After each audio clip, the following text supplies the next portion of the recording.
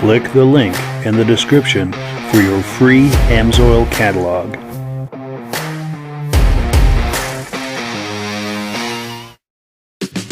Before we get started, I'd like to give a quick shout out to some of our friends. The Eastern Snowmobile Racing Hall of Fame. Search for them on Facebook. Central Minnesota Pond Racing. Search for them on Facebook. The historic Lancaster Motel for the ultimate Eastern trail riding adventure. Crane's Snowmobile Museum at 172 Main Street in Lancaster, New Hampshire. The Vintage Snowmobile Club of America Quarterly Magazine. The Bridge Street Garage Racing Team, the house racing team of the Vintage Snowmobile Podcast. The New Hampshire Snowmobile Museum at Bear Brook State Park in Allenstown, New Hampshire. And lastly, if you decide to advertise with the Vintage Snowmobile Podcast, this could be your advertising message. Good evening and welcome to the podcast. I'm really glad you're here tonight. I have a robust lineup of Vintage Snowmobile entertainment on tap for you tonight. We have Jim Smith waiting in the green room for us. We're going to get to him in just a moment. We're also at about 30 minutes past the hour. We're going to have Rob the Oil Guy come on. He's an AMSOIL dealer, and he's going to have a trivia question for us tonight. And there will be winners who will be winning AMSOIL hats. So we have that to look forward to. Then item number 3, we have some announcements. And number 4, we're going to open things up for some open line show and tell. So if you have something vintage related that you would like to share with all of the viewers here, I'm going to have the ability to bring you on with your cell phone to be able to share that with us. And I'll get into some more details on how to do that later in the program. And then, of course, last but not least, we've got some footage that was shared with us by Dirk Siems from the Elk River, Minnesota Vintage Snowmobile Show. We'll be looking at that as well. So before we get into all of that, I want to just check the comments real quick. If you can see my face and hear my voice, I'm going to ask you to make a comment. Let me know where you're viewing this from and whether or not you are a first-time viewer or a regular viewer. Now, to our first-time viewers, I thank you so much for checking us out. I hope that you enjoy this, and I hope that you decide to join us here each and every week, every Thursday night at 9 p.m. Eastern Time. We simulcast this podcast to 8 different places, so wherever you're viewing this, please join us here every Thursday night at this time and join in the fun. Also, to our regular viewers who are here week after week after week after week, thank you so much. You guys are the ones that make this possible, and I just cannot thank you enough for that. Let's take a few comments here, and then we're going to bring Jim on. Let's see. We've got Roger Cormier, regular viewer from Winnipeg, Manitoba. Looking forward to tonight's show, and I appreciate that.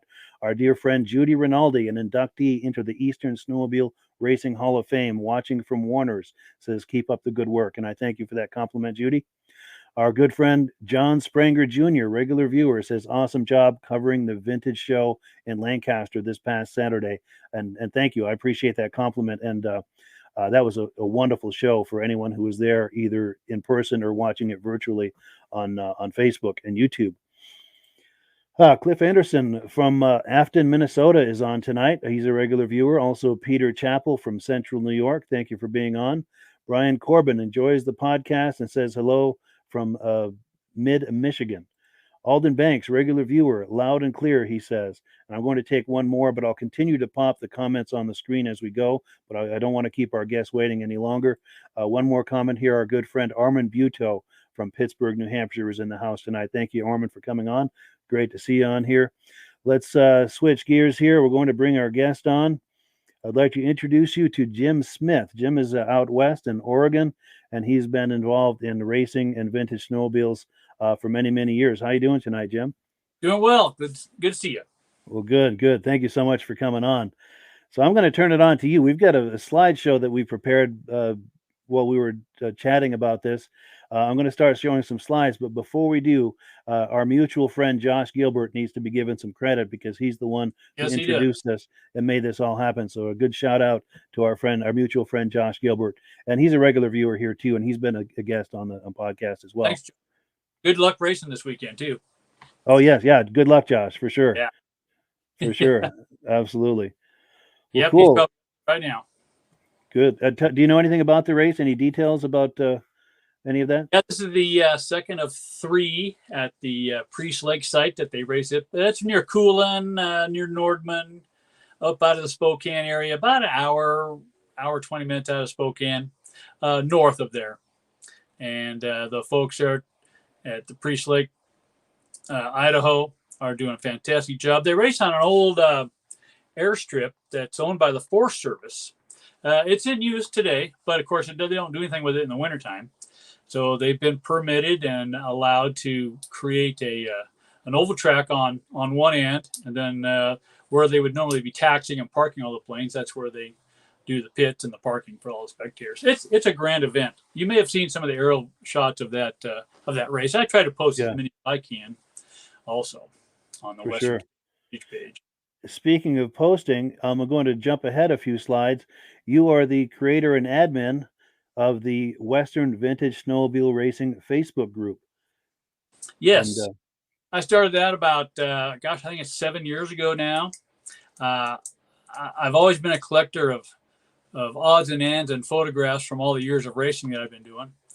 And I thought, with this advent of Facebook, what a great way to share all the stuff that I've had. Since then, we've gotten over right near 4,000 members to the group, and they share their racing photos from around the West Coast. I wasn't at all the races way back, early 72s is when I started, but it was just something to get current model stuff. Now that vintage has been going strong for the last 5 or 8 years, at least out west here, I figured this was a good thing to have.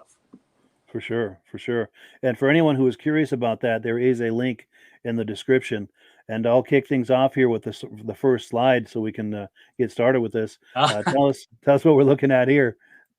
Yeah, this was my first race back in 1972. I'm on the far left, next to those people that are standing there. I'm leaning back, looking really cool. Yeah, striking a pose on my 7399 Panther with a Kohler. Nice. And, racing against some of that other stuff. Yeah, I was somebody. Nice. Is that experience what gave you the bug for all of this? It did. Yeah, this will be my 50th year at the racetrack. That's amazing. 1972. I thought I could do this. I didn't do very well in that race. It's just a lineup for a drag race. Sure. Back then, and then I started oval racing, and that got me hooked. So. No turning back after that. Yeah, that's an old one. I'd forgotten I sent that to you. For sure. Yeah, there's a Magnum I'm racing against. Holy moly. Yeah. That's kind of classified them back then. Sure. Well, Yeah. let's see.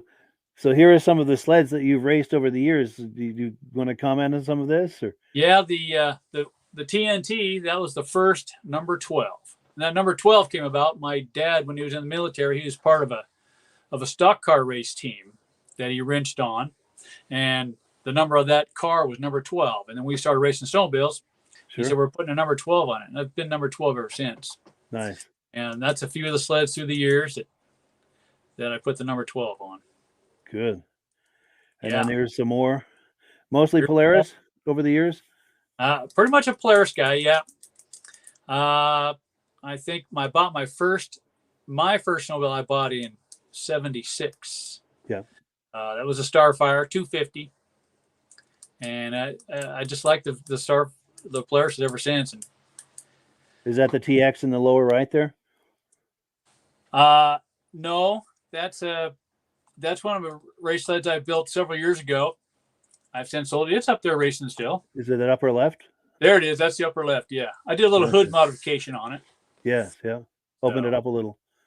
It did. Out of the box, I won the first couple of races with. I beat the Mercs, and then once the Mercs got it dialed in, I never won a race with it again. Sure. Yeah, they were hard to beat then and now. Those Mercs. Tough to beat, but out of the box, I got them. But after that, it was over. Nice. Yeah, that lower left. That was sorry. Go ahead. That's Eagle River 94. 94. Yeah. Nice. So, With the independence. Oh, you crashed it? Yeah, I crashed it.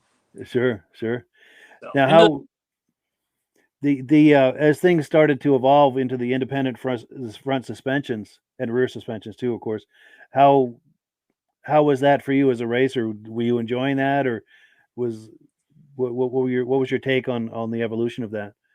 That was it was almost, I would say, out of grasp for me. I couldn't quite comprehend the whole thing. I was more of a rider than I was a mechanic, and so the geometry and all that IFS stuff really kind of baffled me. Wasn't quite sure how. I rode some and raced some. I never won with any, but they were so fast. Sure. I just wasn't a big horse-powered guy racer. I kind of like those middle classes. It seemed like I had more control with that. Yeah. Here I am racing F3 at the World Championship. What's that tell you? So Sure. Now, did that create that much more complexity trying to dial in a sled with all of these, with more levels of adjustment with the independent? Oh yeah. The faster you wanted to go, the more complex it got, the harder it got, the more time it took, the more physical it took. It took all those things. Yeah. So the engineers really had to step up their game to dial in the sleds. Sure. Yeah. Sure. Yeah, for sure.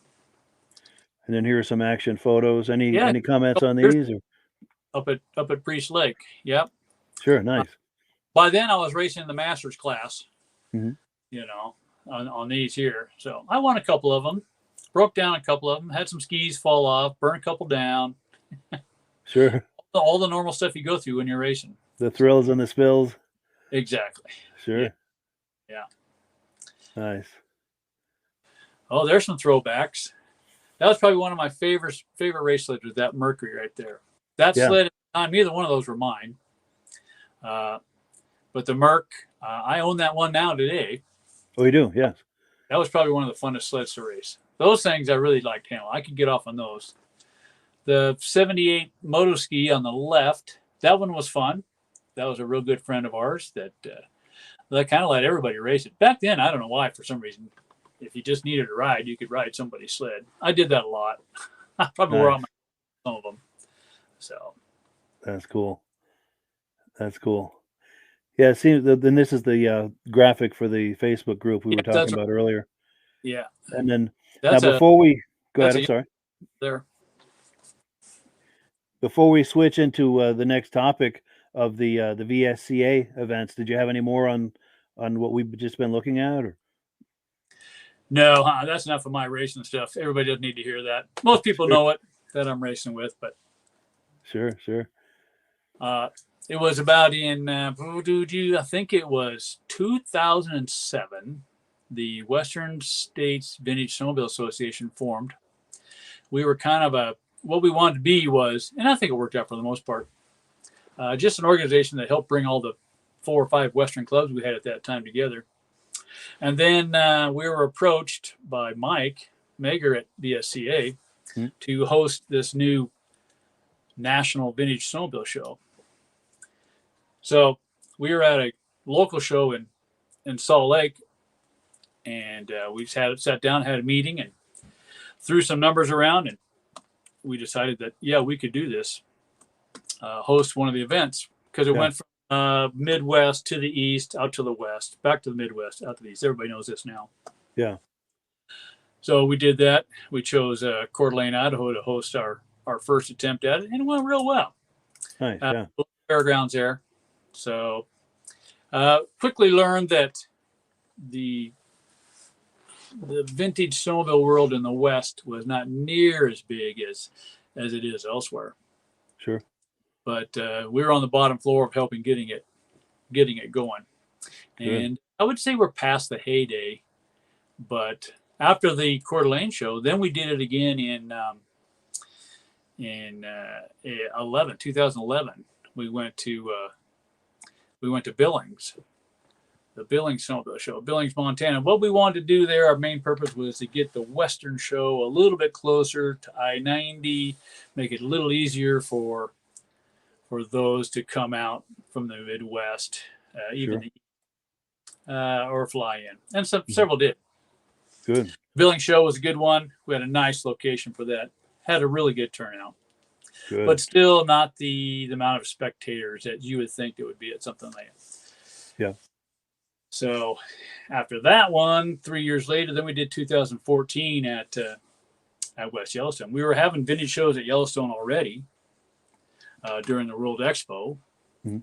So we all put our heads together out in the West here. And thanks to the great leadership by our past president, Perry Hessness, we got the national show at Yellowstone. And that was a really good event. That turned out real well. I think it was the first national show that was actually on snow. Snow, nice. Posting at that. So then that's go ahead. I'm sorry. Mike's covers of the magazine, which I think I'm later in the description, by the way, Mike. I have to check those numbers for me. Yeah.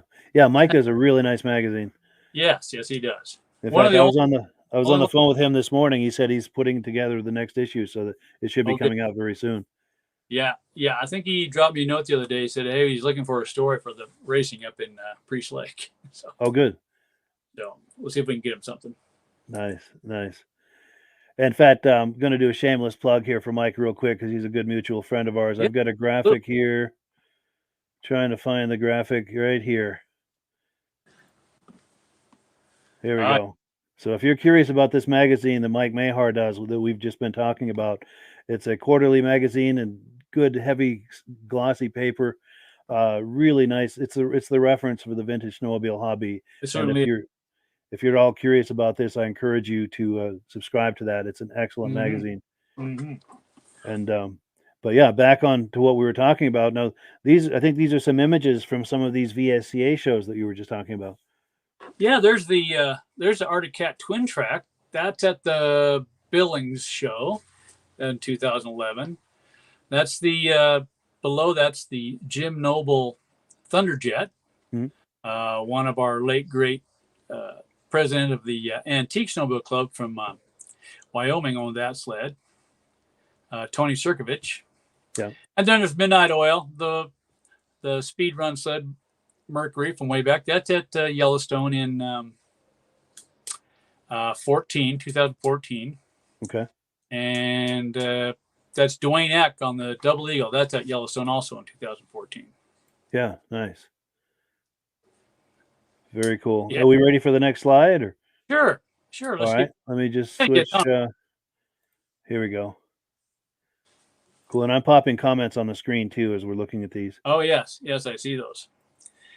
That's some of the there's a national show. Dan, the one on the lower left, that's Perry, our president, with the national champion that year. That's in Coeur d'Alene, 2008. Dan, Dan. I can't remember Dan's last name. Anyway, it was from Kansas, of all places. Wow, yeah. Nice trophy there, too. Yeah, that was a nice one. I remember talking to Mike about that. I thought there was some national big giant trophy that everybody shared, the champion from each show that passed it around, but that's not what happened. So we got to choose our own trophy. We made it kind of big. Yeah, nice. The upper right, that's a couple of the Arcan sled replicas. I think one of them was actually an original, built by one of our original president of the Pacific Northwest Vintage Snowmobile Club, Arthur Bonifant. He has since passed, but those were his creations.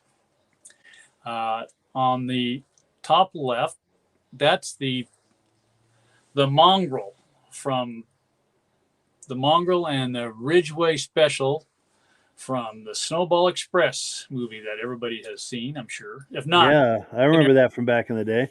You're not a vintage guy if you haven't seen that movie. It's true. Those were created by Dustin Sweden. Dustin's the current president of the Western States Vintage Snowmobile Association. So those get to come out every now and then, and they run and they have a good time with those. And it's nice to see that those sleds from that movie are still around and that those are in people's collections and people are enjoying them and people bring them to shows. Do you know anything about the sleds or who owns them or any of those details? Or yeah, Dustin Sweden owns them. He spent a lot of time talking with the original star of that movie, Dean Jones, back in the day. Excuse me. Sure. And Dean, of course, being an actor, wasn't a snowmobile builder, so he didn't know a whole lot about them, other than the fact that he did rode them both, whether or not they made the final cut or not. So he knew that much about them. Actually, what they were and how they were built, not a whole lot. But he was able to help Dustin in remembering certain things and certain items, like the seat on the mongrel. It's just kind of a pillow with a comforter thing over it. It's basically all it was. Yeah, it's kind of a green looking thing, huh? Yeah. Interesting. And Plum Pharmacy, I think is what that says on there. The image is a little here. And he must have had good memories from the movie, the making of that movie, to share. Yeah, it was was that in the Breckenridge, Colorado area where that was done? I believe so. I think so. I almost think I've heard that. Yeah. Or near there. So anyway, and then the bottom right, there's a Larry Preston there, Milt Schmidt, and Warner. Yeah, can't remember which one that is. One of the Warner boys.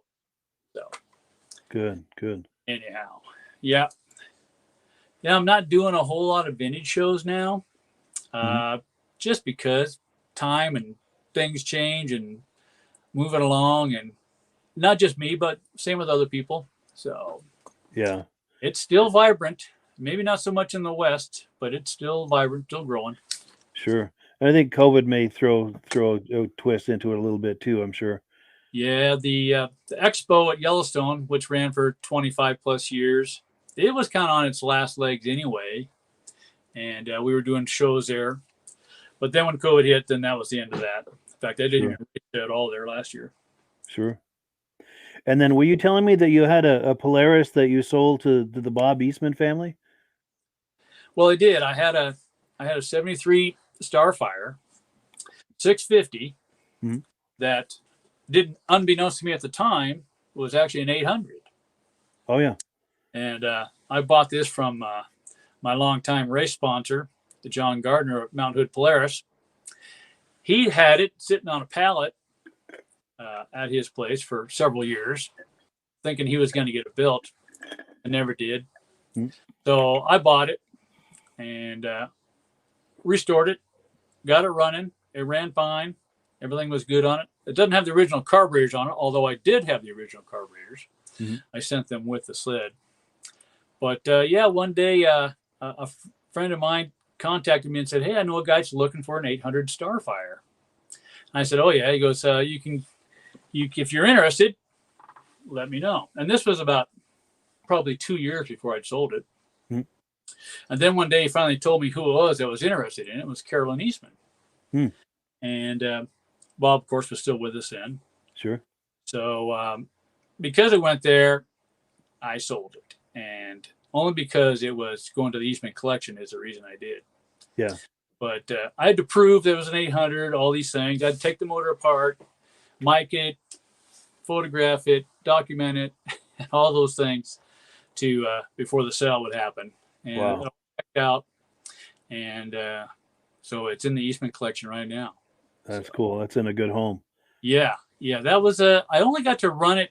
Well, I sent you a video on it. Maybe you can show that some other time at Yellowstone, running it around. Mm-hmm. And then, of course, I rode it here in the yard a little bit. Got to hot lap it a little bit at Yellowstone when we had a four-cornered track there, our first racetrack there. Yeah. But other than that, so I think they got all the dust off it even now. Yeah. Yeah. And then do I understand that this crate was designed to ship it to them? Is that what the crate was for? Yeah, when I delivered it via a place in Spokane, it was a crate company. And we put that in a big old crate and padded it up, built it around that, and that's the crate that it got shipped in. Wow. And it arrived safely and securely and everything? Yeah. Yes. So, gosh, that was that's probably been 6 years ago now, maybe 7. Sure. Is that Bob Eastman collection, is that available for people to go view? Is that open to the public, do you know? Well, you know what? I was just going to ask that question myself. I'm not sure where it's at. I think it's viewable, but maybe by appointment. Okay. I'm sure Bob probably had some outbuildings or something that he had some of his collection in. Yeah. But maybe somebody a lot wiser than me could answer that question. Sure. Yeah, if anyone is viewing knows anything about that, whether or not the family is maintaining the collection or if it's been transferred to someone who's maintaining it, or if anyone viewing this knows anything about that, we'd love to hear it. That would be, I'd like to know for sure. I'd like to see it. For sure. In fact, I'd love to be in contact with the people that manage that collection see if they could maybe take some video that they could share with us that we could have on the podcast for all of us to enjoy. Right. And then I think you sent me some images also of some racing that's taking place today in the West. Oh yeah, these are just from a couple on the bottom are from just 2 weeks ago. Mm-hmm. Up at Priest Lake, or one's at Priest Lake. The Mercury's at Priest Lake, Idaho. The other one is that's from Sumter, Oregon. That was last year, actually, at Sumter. Up top is a couple of images from Priest Lake in 2020. Yeah, nice ice oval track there. That the mod class and the Yamaha Exciter class seem to be the two big classes on either end of the spectrum there for some reason, which is kind of cool. Yeah. That's on the 69 Mercury. That's young Miss Sarah Storrow. Hi, Sarah. Nice. They're probably at the racetrack right now. The Storrows family, they're the main folks, Storrow Excavation, that prep the track up there and do all the hard work. Thanks to those guys for doing that hard work. The Storrows family? The Storrow family, yes. Storrow. Good, yeah. Ooro. Mm-hmm. Nice. Yeah. Good times there. And then I think you've got some sleds in your personal collection. Oh, yeah, that's my moto ski. I'm going to race that in 2 weeks up at Priest Lake. I That'll decided be fun. to put it on the track for kind of a photo op and see what happens. That'll be fun, yeah. That's my old F3. That's when it was had asphalt kit on it. I raced it on the asphalt a couple times like that. Best I ever got with that back in, 16 years ago was 117 on it. Wow. But now they're just running crazy speeds. Yeah. It's unbelievable how fast they're going. How did it feel at 117? Did it feel stable or was it kind of scary? It felt really stable, but man, when that thing comes off the line, you better have a hold of the bars. It's whole shotted like nothing I'd ever been on before. Wow, really got to hold on. One time I did some roping on a horse. I did some calf roping. Mm-hmm. And that horse comes out of the chute. You need to be hanging on. Nice. Yeah. Nice. And then on the left, that's what, an Indy? Yeah, that was a Pro 5 build sled. That was the one that Mike Sackett had. That my race sponsor, John Gardner, bought. I ended up buying it from another guy that he'd sold it to. And so it's still sitting here. It's not an asphalt trim anymore, though. I'm not doing asphalt anymore. Gotcha. So I'd like to put it back on the ice someday. Yeah. And am I getting ahead of myself with the slides, or do we need to go back to the other one? Or nope, we're doing fine. How are we looking on time? We're good? We're good. Yeah, we've got. We're anticipating Rob, but I don't see him in the waiting area yet. So we can go on for an extra few minutes here. And that's 72 Starfire. That one was a special build for me because that was the guy that helped me put that together was Mike Hubenak. A lot of people know the name Ponytail Mike. A lot of Polaris guys bought chrome kits from him, but Mike did a ton of work on this sled with me, and I sure missed the guy. Yeah, that's that Merc from earlier when you saw me racing on that number 3. That's the Merc with a little different paint on it now. Gotcha. Okay, that's the one you told me that you still have. Yep, I got that one. So nice. And then another shot of that, another angle of that motoski, and then this is what, an RXL on the right? That's my RXL, yeah, 78 RXL. That's a 340, just a super stock sled, but it's complete, runs, ready to go, and that's a trophy on the side there that was the Western States Vintage Sled of the Year in 2012. I won. So back then, all the clubs, we had 5 Western clubs, and of all the shows that each of the clubs would do, they'd have a winner of their show, their best of show. Well, then we took all the winners. This is one of the things Western States did. Took all the winners from all the shows, and there might be 30 sleds in it, 25 sleds in it. And then we put together a panel of representatives from all the clubs, and we would vote and choose the sled of the year for that year. So all the show winners, all into one pot, and chose a winner from that. Wow. And I think they're still doing that. The man that would be in charge of that is David Brummer. He's been kind of ramrodding the show. Now, Yellowstone last year, that didn't happen, but that doesn't mean that it's not going to continue. But they might have just took a year off. So gotcha. Yeah. Very cool. gonna haul up the motoski. Yeah. Now I got to say, both of these sleds, the aesthetics on both of these sleds are just really impressive. And in layman's terms, that means these are hot-looking sleds. These are some of the hottest-looking sleds ever made, I think. I've never oval raced an RXL. No. It's always one of my, just like many people, it's always one of their dream sleds to get. I was fortunate as heck to get it.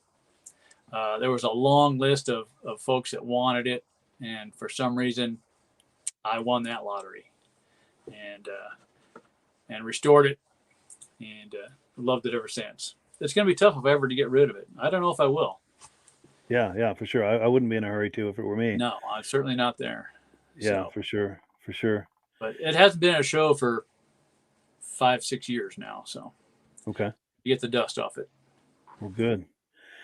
Well, cool. So we were expecting Rob to come on, Rob the oil guy, to come on with some trivia questions. We don't have him on as yet. So what I think I'm going to do is switch gears and go into some announcements. And if you want to stay with us, Jim, we'll come out on the other side, and we're going to open things up for open line, where people can come on with their cell phone to do some show and tell. So if the viewers, anyone viewing this, if you've got some sleds nearby, vintage sleds or anything vintage related that you'd like to share with us for some show and tell with your cell phone, we'd love to have you on. In fact, in a moment, I'm going to post a link in the description that you can click on to do that very thing. But here are the guidelines. Here are the guidelines if you're thinking about coming on for some show and tell. Number one, it must be vintage related. We ask you to hold your camera horizontal for a wide shot. Keep it clean. No nudity, profanity, politics, religion, etc. It's okay to sell something, but it has to be vintage related. And number 5, of course, keep it positive. No bashing of people, businesses, etc.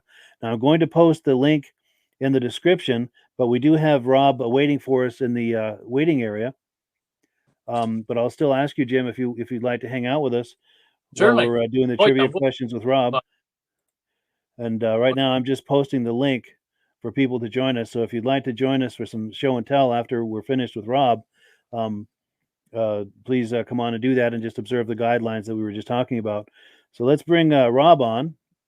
How you doing tonight, Rob? Hi, Rob. Hi there. Hey, I love your snowmobiles. That's a nice collection. Yeah. Yeah. Sure.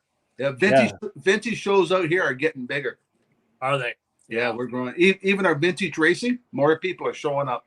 Well, we've kind of done the opposite. Our vintage shows have kind of morphed into all the vintage racing. It's just incredible how the vintage racing is just on the rise. Yes. Yeah. Shows so much, but the everybody racing wants to come out and see the old metal come out. Yep. Mm-hmm. For sure. Yeah. In the East, it's on the rise as well. All of the shows are well attended, and there's a lot of new shows popping up too, and even those are well attended. Right. Yeah. I think a lot of it stems with who's in charge, who's doing what, who's got time to put these things together, because it takes a lot. It takes a lot of effort for somebody to put an event on. It is. Yeah. And it's expensive, the trophies and everything. And yeah, we had a vintage over race last weekend, and this week we've lost the track now. Oh, wow. It got so warm we can't even go out in the ice, and they're hoping to have another race in 2 weeks' time. So we had that happen with our Glenwood, Washington event. It track was there, and then it wasn't. Yep. Wow. All right, so let's get into the trivia question. We're going to pop up the official trivia question graphic. This is Rob, the oil guy. Rob Hilditch is going to be doing a trivia question for us. Here's his information. He's an AMSOIL dealer. So if you're in need of some AMSOIL products, this is the guy to call or email. His number and email address is there on the screen. Plus, there is a link to his website in the description. So we do encourage you to patronize him.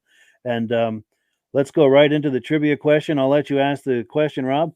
Okay. When we started this question out first, we had a little bubble. There were some people that we thought that might have been in this category, but not. So maybe you can figure it out. We want to know what two pairs of brothers have won the Eagle River race in the pro class. Now, there's probably some people in the junior class that were brothers, but we're just doing the pros. And it's got to be two brothers. And we went back from day one right up till this year's. So if anybody can figure out that, send it them up. And we're going to put up a couple of prizes for the people. First, one of the prizes, we're going to send them. Oh, let me change screens here so we can put that full screen. There we go. There's one prize. We're going to mail one of the people a hat. And since it's still winter, the other person is going to get the AMSOIL toque. Nice. And if anybody wants any decals, just send a message. We'll send you decals free. Nice. Anyway. So anyone who knows the answer, we're going to ask you to leave the comments in the comment area. And we're going to go through after the end of the podcast and take all of the winners, and we're going to pick the top two out of the hat, so to speak. And those are the two people who are going to win the hats. And we'll ship the prize right to you. Absolutely. Wonderful. And then I'm going to pop your graphic up again. Let me just scroll over to it. So if you are in need of AMSOIL products, this is the guy to call or email. And you can also visit his website. There's a link in the description. We encourage you to patronize our good friend, Rob Hilditch, who's kind enough to come on here with some prizes and trivia questions. And we really appreciate that, Rob. Okay. Good luck in answering those questions. All right. Well, thank you so much for coming on, Rob. Keep up the good job, Mike. We enjoy your show. Well, thank you so much. Nice Thanks for coming on. Bye-bye. Yep. Cool deal. Well, that was a lot of fun. Very cool. So I'm looking forward to seeing what kind of answers we get on there. Yes, we do. I'm not going to give it away just yet, but these are some of the comments. I think I know where he's going with that. It's a typo, but I know where he's going with that. Yeah. And cool deal. Yeah. So I'm not going to comment on that just yet. We want to let the comments come in, and the winners will be. Here's nice, cool deal. So the winners. This could be fun to something here. Yeah, we're hoping to do this every week. I think this could be a lot of fun. And it's great for people to be able to get prizes watching this podcast. Well, cool. So I have to do a few quick announcements, and then we're going to open things up for the live show and tell. So I just have to get in the right spot here to pop these announcements on the screen. Here is the first one. This is the race schedule for the Central Minnesota Pond Racing Race Series. We're about halfway through it, but there's some racing this weekend and the next 3 weekends. It's a wonderful series. And also, if you want to view that online, you go to the Central Minnesota Pond Racing Facebook page, and they're going to be streaming it there live for you to enjoy. And then I'll be downloading that and playing a replay on all of the 8 places where this simulcasts. Also, there's a vintage snowmobile show at the Vermont State Fairgrounds in Rutland, Vermont, coming up on February the 19th. The next induction ceremony for the Eastern Snowmobile Racing Hall of Fame is Saturday, September the 10th, 1 p.m., Lancaster, New Hampshire at Crane's Snowmobile Museum. We hope you decide to join us for that. It gets bigger and better every single year. Also, I want to thank all of the people who have been ordering shirts, hoodies, mugs, magnets, stickers, posters with these logos. If you like these logos from yesteryear, if you enjoy these, click the link in the description and you can check out a whole selection of them, and you can have them have yourself made a t-shirt, a hoodie, a mug, a sticker, etc. And the prices are very reasonable. And I thank the people who have been ordering that. It really means a lot, and it helps to keep this program going, this podcast going, because there are expenses related to this, and it really helps to offset those expenses. Likewise with the DVD set.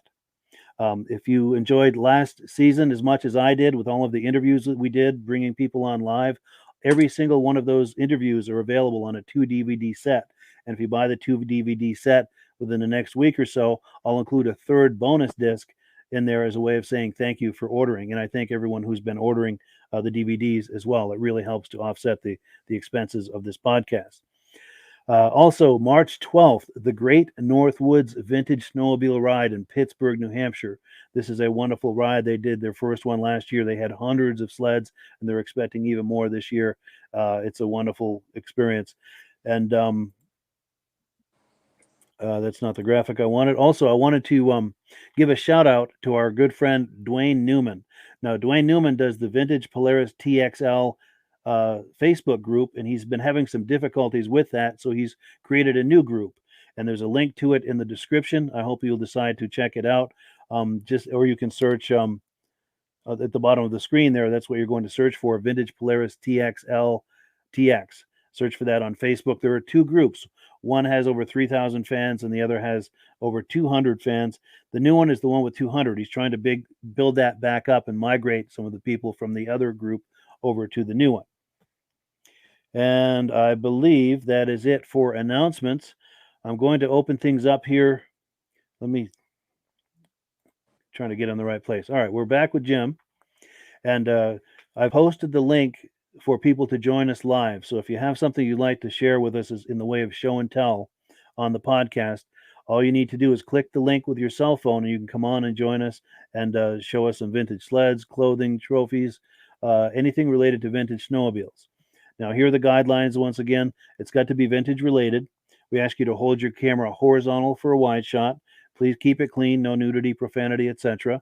It's okay if something is for sale, but it must be vintage related, vintage snowmobile related. And of course, number 5, please keep it positive, no bashing of people, businesses, etc. And the link is in the description. If you've got something, if you're in a man cave right now and some vintage sleds, if you're right in front of some vintage sleds, we would love to see them. Click the link. We'll bring you on with your cell phone. And this is something that we can all enjoy. We're going to get into some comments here. Peter Chappell says, Shabisky and Trap. And I'm not going to give anything away at this point. Peter Chappell says, good deal. Not going to comment just yet. Some of these I've popped on the screen already. Ronald Hawkins says, I have a few old cats. I would love to debut them on your show someday. Not quite ready yet. Thank you for thinking of me, Ronald. And when you are ready, please either message me before the podcast and we'll arrange something. Or, when we go live like this, just be ready when you're ready to do that. And we'd love to have you on. Now, also, our good friend Josh Gilbert is saying hello. Jim and I have a mutual friend, Josh Gilbert. He's the one who introduced us, and we owe him a big thank you and a big shout out for putting this all together and making this happen. We really appreciate that. So a big shout out to Josh Gilbert. And so we're waiting now for anyone who's bold enough to come on and do some show and tell for some sleds. anything vintage related you'd like to come on and share with us on your cell phone, we would love to see it. While we're waiting, I've got another video I'd like to play for you. In fact, let me change screens here. I'm going to skip ahead to item number 5, and if someone is waiting for us at the end of that video to do some show and tell, we're going to bring them on. We're going to look at some footage that Dirk Siems sent us from the Elk River, Minnesota Vintage Snowmobile Show, and it's going to take just a moment for me to cue that up. And all right, stand back, everyone. I'm about to roll the video. Well, good morning from Elk River, Minnesota. Got the static judging today of the event. Still got an hour or so for sleds to get lined up. So some of the classes are kind of sparse yet, but thought I'd take a quick walk through here before there gets to be so many people. It's hard to see the sleds, but there'll be at least twice as many sleds here yet. They kind of usually come thick and fast towards the end. The unrestored, this is the biggest class here, the classic survivors. So I don't know exactly what the qualifications are, but as time marches on, classic survivors start looking newer and newer, but a lot of nice looking sleds. 1992 to 2000 is the year specification. I'm not sure what else, if they can be touched up, repainted. I'm not sure. I think that they're pretty, I think when it's the survivors, I don't think you can do too much to them other than polish them. I guess I've never seen a headlight like that on an EXT before. Almost looks a little customish, or the windshield or something. So maybe they do allow some modifications, or that was an odd thing that I've just never seen before. That's possible too. Got Indy lineup here. 3 650s in a row. And we're getting back here to vintage unrestored, a Skidoo and a moto ski in here, back when they were similar. And we got another big class coming up here. See, this is vintage unrestored. Got a rough here. Vintage 1973, 1975 unrestored. Pretty big turnout in this class here. Nice looking sleds. You got some sparkles going on with the old Stingerette. And some older survivors back here in the next row.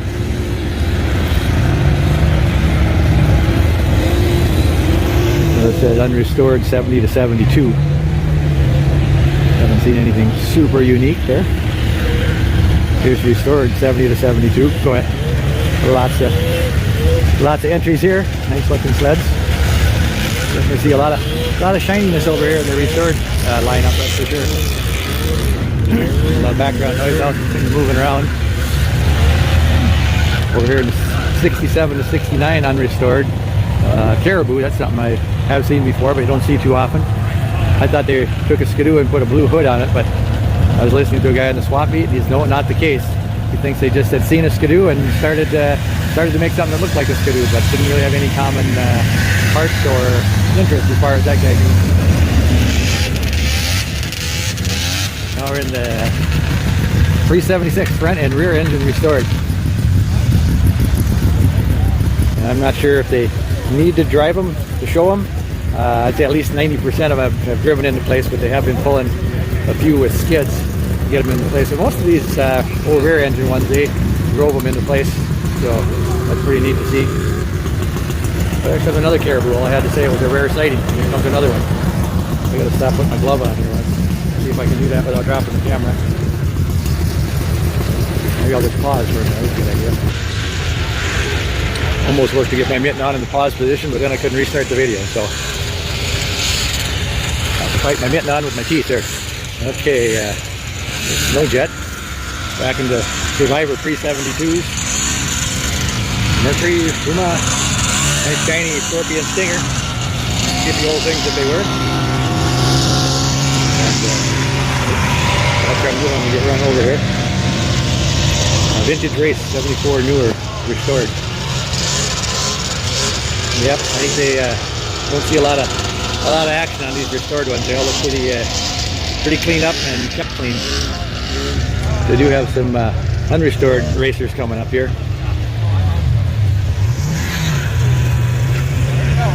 374 unrestored racers.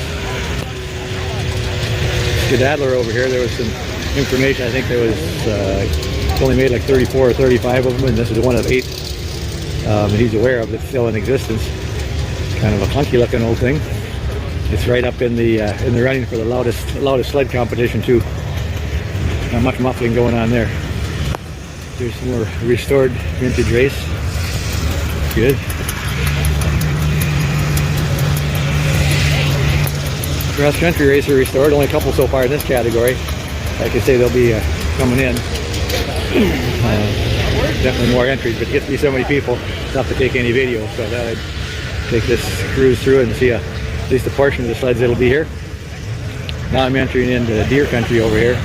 Feature sled of this event is anything John Deere. So there was a guy here from Illinois. I just saw him pull out, and he had like, I don't know, 8 or 10 restored John Deere's, the older ones. I don't know if he had like one of every model from a certain year. Had a custom trailer, but he had to get back to Illinois, so he rode him yesterday and showed him off a little bit, and then he headed home. So otherwise he'd have just about a whole class by himself, that guy would. And this is one of the most unique John Deere's I've ever stumbled across. I didn't even think it was a thing, but it sounds like they did make them. So sprint fire, but it's a liquid cooled. I guess I can zoom in here on the little things that they got written about that. And it sure looks odd to see a liquid cool engine sticking out the hood because of sprint fire, but I'd say that one's probably, well, he's pulling up in the liquid cool class, so that must be a liquid cooled one as well. It just doesn't stick through the hood. Because yeah, where this lineup could be all liquid cooled sleds. I'm not sure where the radiator or heat exchangers are on that. Don't see anything on the running boards, and don't see any radiator. So they just rely on the track. How do they cool that sled? How do they cool that sled? There's no radiator? Tunnel extractor. Just the tunnel. Nothing else. Pardon? This one has poles. Okay. Radiator and extractor too. Okay. All right. Well, thanks, sir. I'm going to share this on a Vintage Snowmobile Lovers website there, so just thought I'd try to get a little information since you looks like you probably know the answer to that. I'd never seen one like this with the engine sticking out the hood, this liquid. That's an odd looking thing. That should be like a sprint fire. Yeah, I don't know. He's got some information on it here. Well, it sounds like just an odd duck. It sounds like maybe came out the back door of the factory or something. I've never seen one before. That's kind of the only sled that I ran across today. I've never seen one before.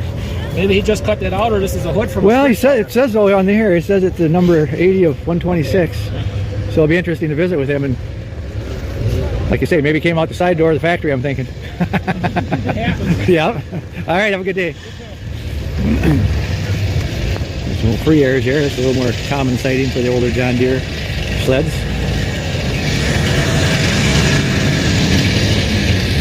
The unrestored 76 to 78. I'm sure a lot of these John Deere guys, they're all sitting over in the trailer telling John Deere stories. I'm sure this will get filled in a lot in the next hour or so. I might take a quick cruise through here again. Well, that's definitely a long enough video for now, and I'm going to jump out here and let my fingers warm back up. So again, I'm in Elk River, Minnesota, and not too bad a day today. Could be a little bit warmer, a little bit sunnier, but it's tolerable. So we'll maybe get a wide angle shot from up in the hill a little bit when we get more sleds in here.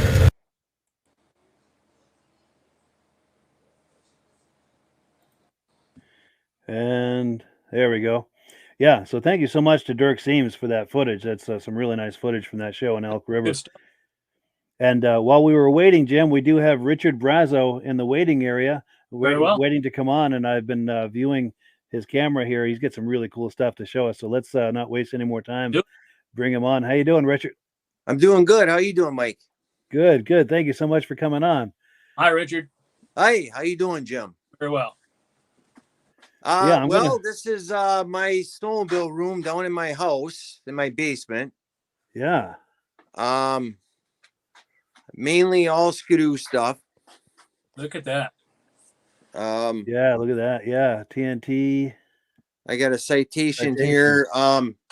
This is kind of a newer one. That's an 88. I just bought that this week. Yeah, nice. It's really mint. It's a really nice sled. So I've been going over that one. And then I got a little back room over here. I got a Olympic back here, 71 or 70 And I got an 81 Citation SS. Yeah, I love those. And then I got a 79 Everest. Yeah. They all run good. I got probably another 4 of them in my garage outside that I ride and drive and take to shows and do everything with. Nice. And you get a lot of nice swag over there too, with hats and posters and so forth.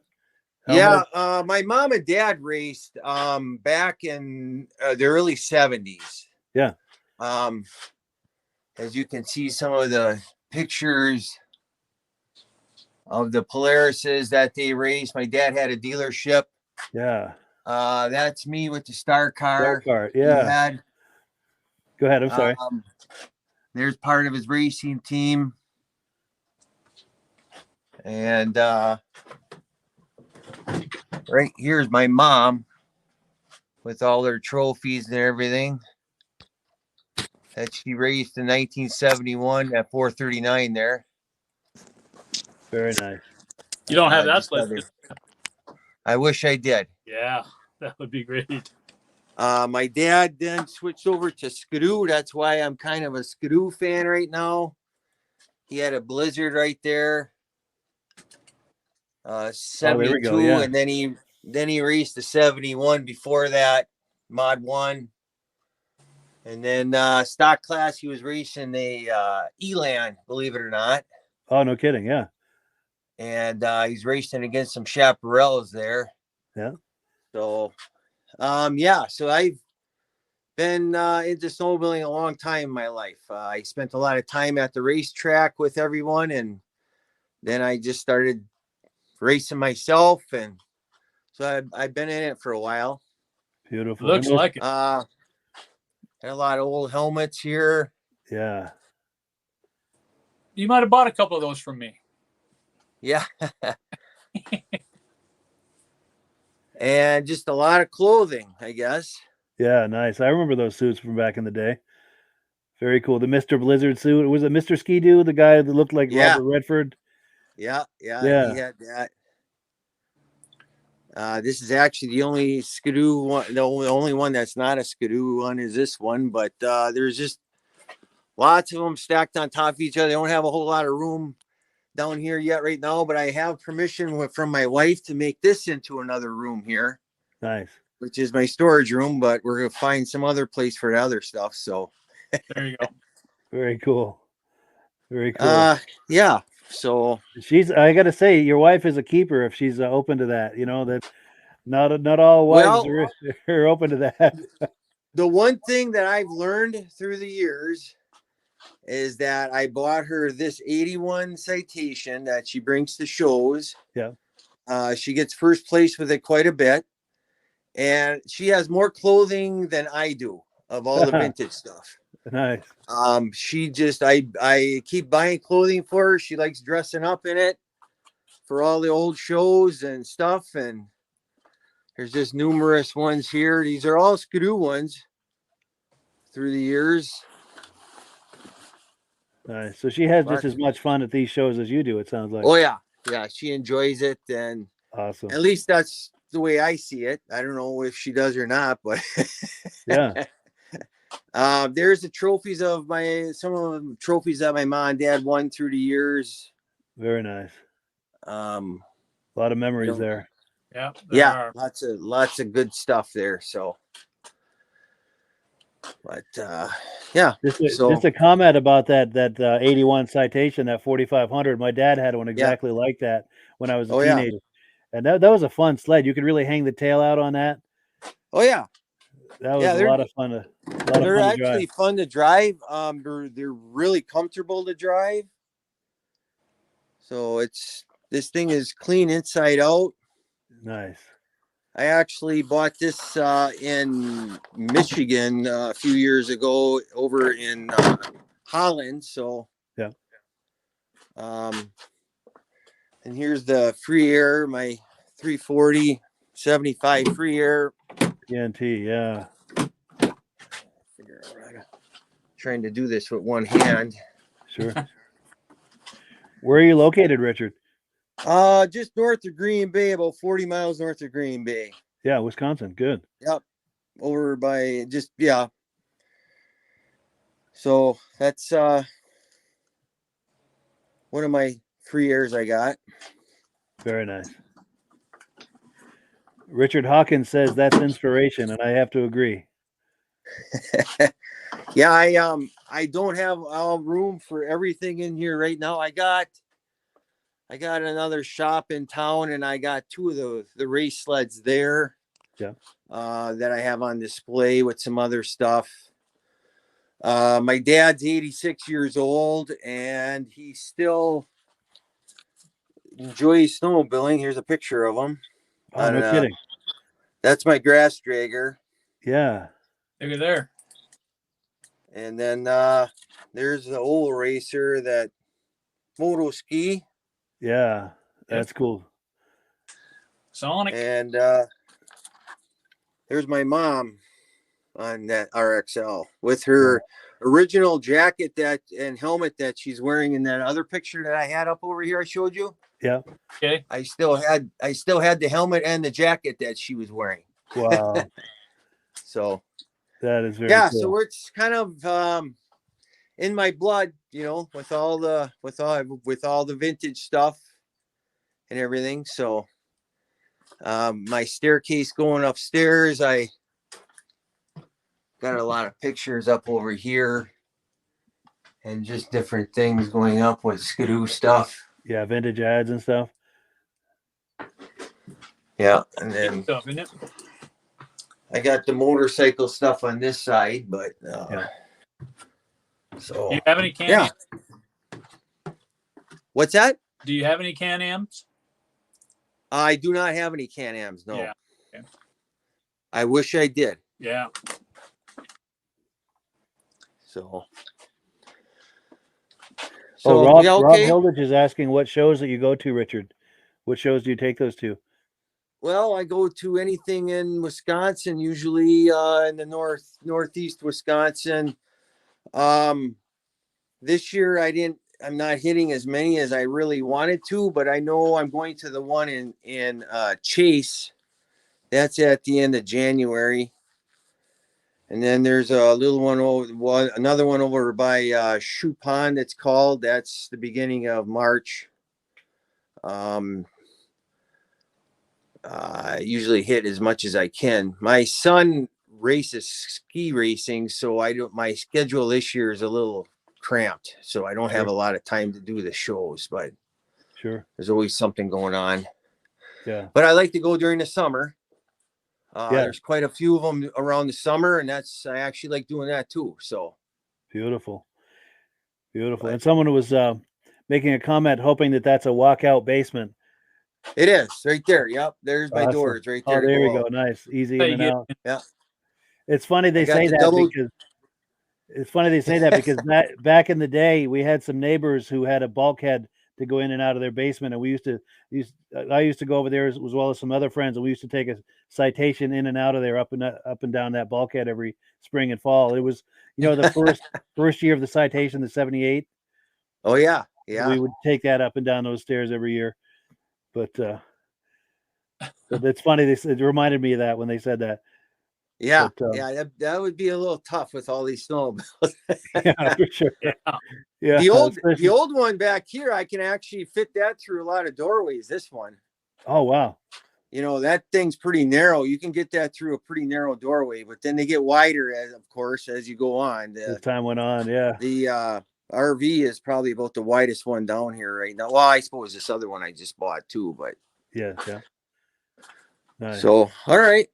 Well, good. Yeah, thank you so much for coming on, Richard. And I believe I recognize your name. You're a regular viewer, correct? I am. I've been wanting to come on for a while. It just depends on what I have down in the basement here, and what I have, what I don't have in the trailer, and what I have. So, just happen to have some down here right now. So, I was happy to come on. I appreciate that.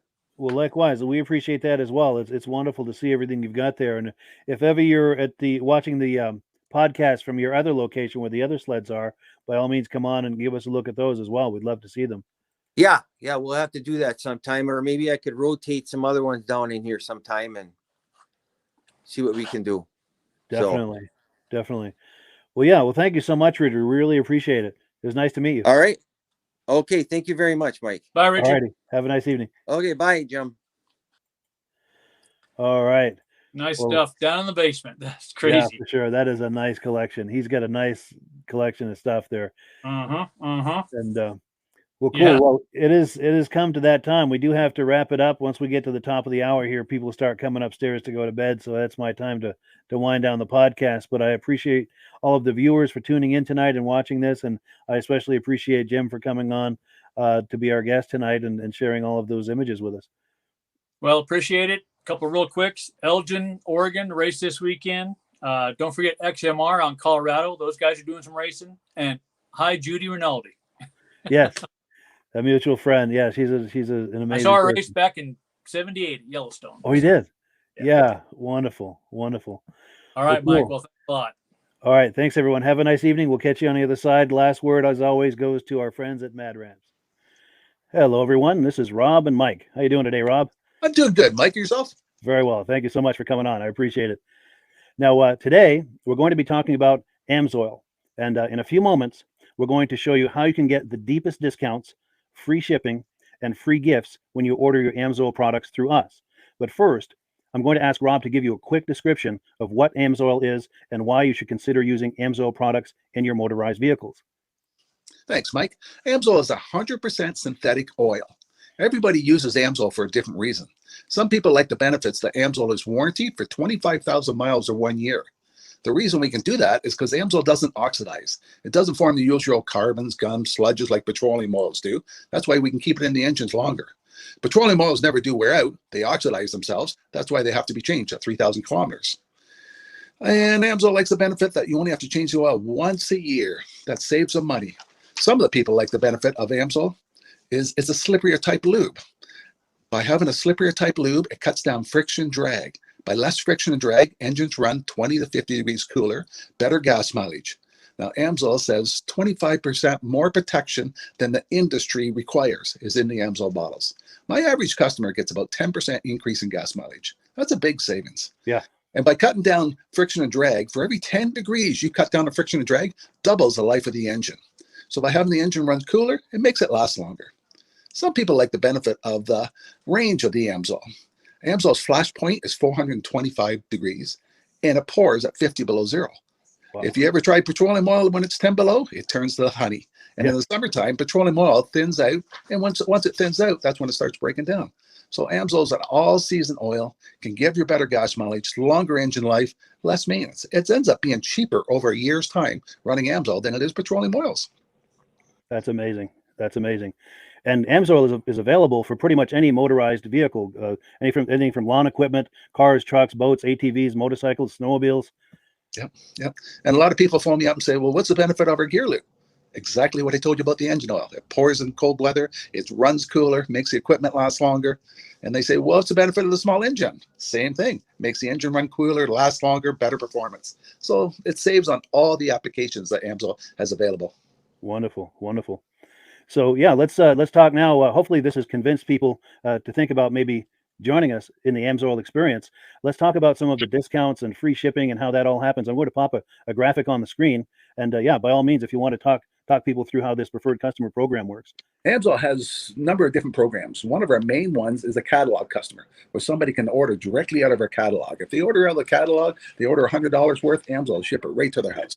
But our best program is our preferred customer.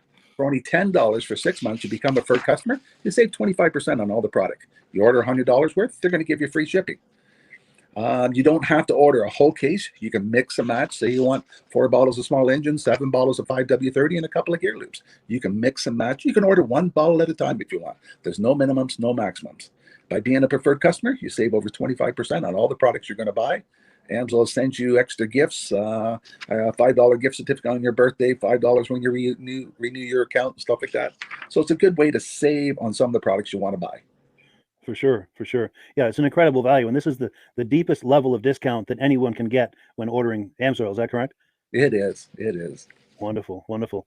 So let's take people through the step-by-step experience of placing an AMSOIL order. Then that would include signing up for the preferred customer discount, or sorry, preferred customer program, so they can receive those deepest levels of discount.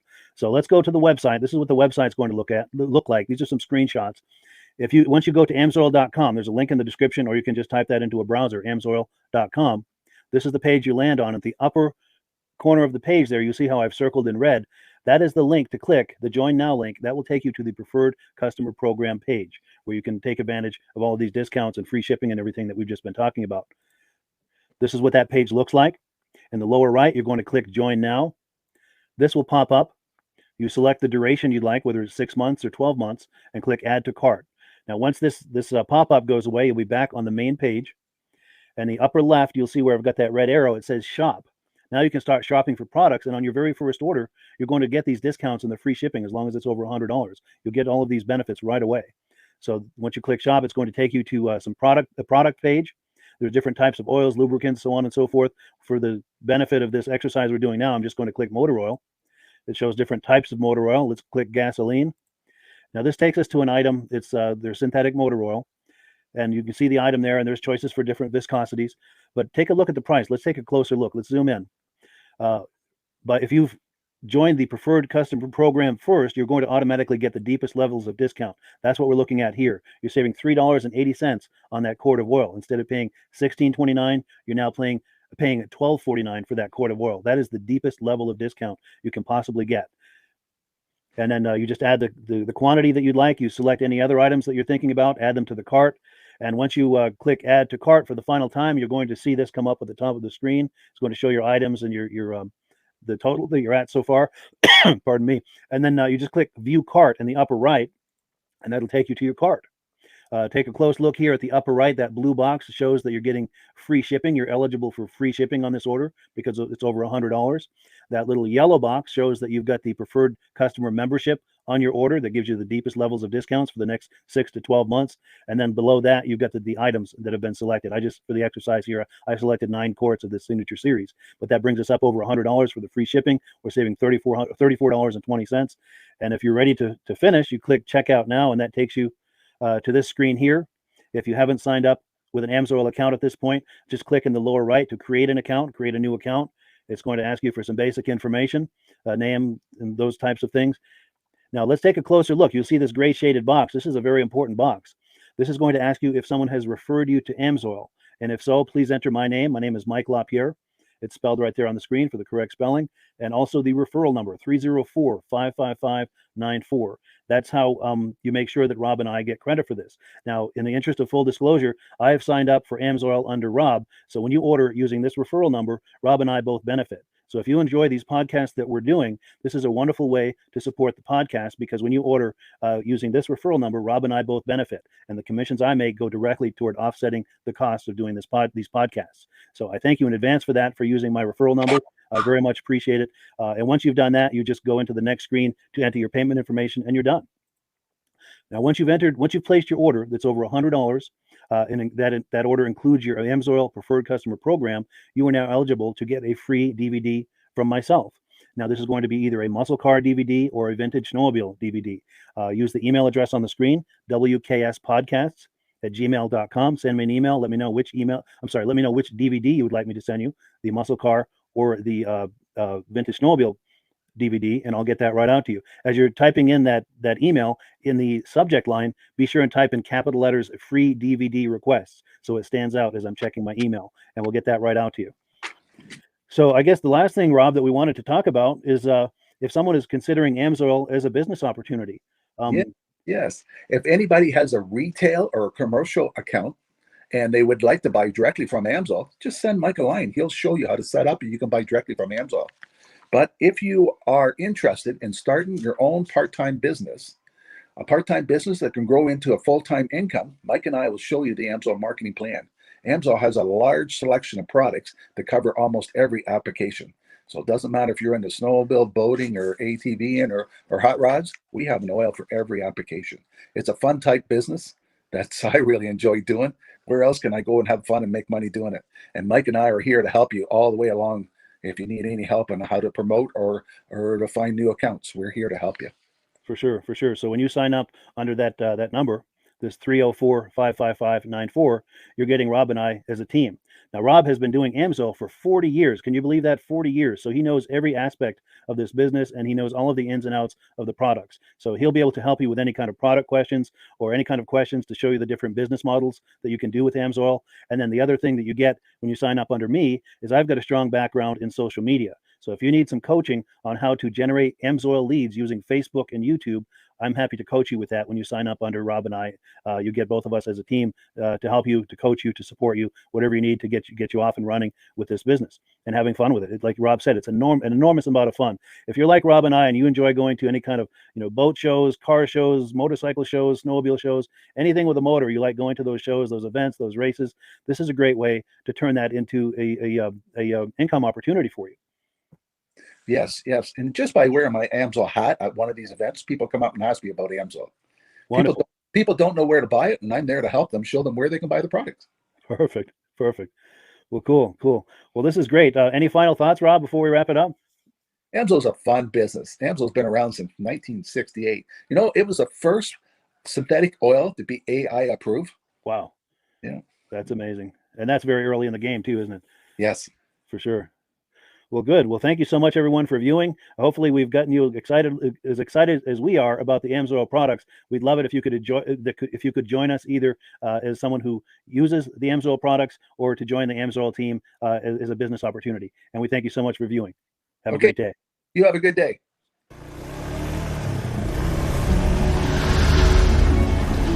It's the ultimate combination of simplicity and ingenuity. The newest way to load, unload,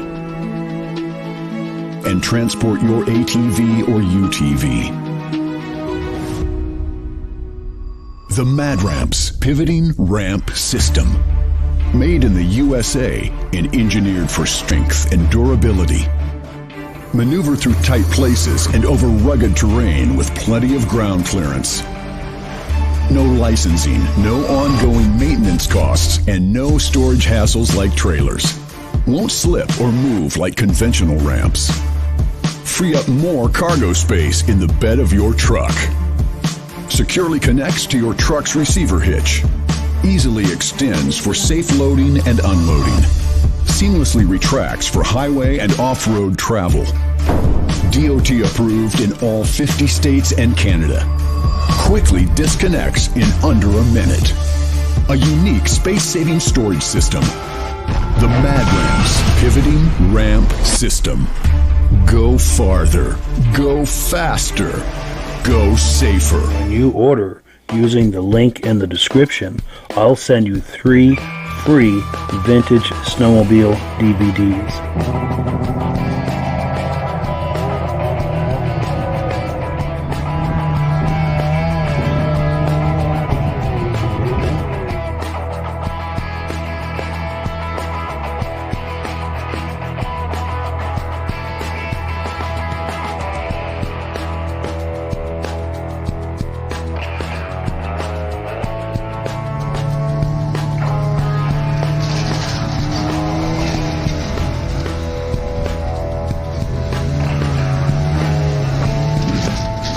When you order using the link in the description, I'll send you 3 free Vintage Snowmobile DVDs.